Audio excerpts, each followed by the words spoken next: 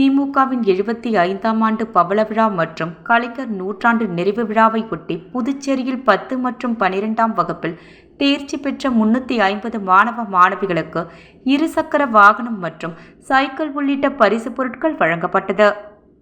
புதுச்சேரி முத்தியால்பேட்டை திமுக சார்பில் 75ஆம் ஆண்டு பவள விழா மற்றும் கலைஞர் நூற்றாண்டு நிறைவு விழா புதுச்சேரி முத்தியால்பேட்டை தொகுதி சார்பில் கொண்டாடப்பட்டது.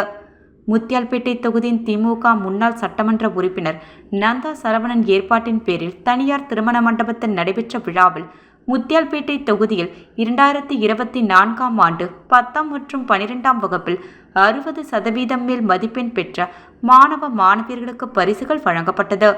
இந்த விழாவில் சிறப்பு அழைப்பாளராக கலந்து கொண்ட புதுச்சேரி மாநில திமுக அமைப்பாளர் சிவா அதன்படி 10 மற்றும் 12ஆம் வகுப்பில் முதலிடம் பிடித்த மாணவர்களுக்கு இருசக்கர ஹோண்டா ஆக்டிவா வாகனமும் சிறப்பு பரிசுகளையும் மாணவர்களுக்கு பரிசுகளை வழங்கினார்.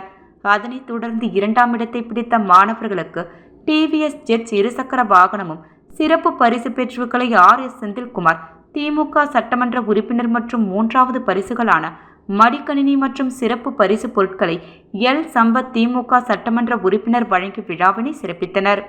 மேலும் 90% கீழெடுத்த மாணவர்கள் சைக்கிள்களும் 80% மதிப்பெண் கீழெடுத்த மாணவர்களுக்கு மிக்சியும் 70% மாணவருக்கு கீழெடுத்த மாணவர்களுக்கு கிரைண்டர்களையும் இலவசமாக வழங்கப்பட்டது.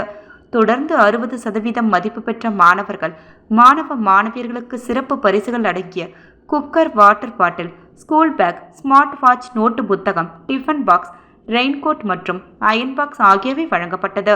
இந்த பரிசினை மாணவ மாணவர்களுடன் பெற்றோர்கள் வந்து பெற்று சென்றனர். இவ்விழாவினை சிறப்பாக ஏற்பாடு செய்திருந்த முத்தியால்பேட்டை தொகுதி திமுக முன்னோடிகள், நிர்வாகிகள், உடன்பிறப்புகள், பொதுமக்கள் என அனைவரும் திரளாக கலந்து கொண்டனர்.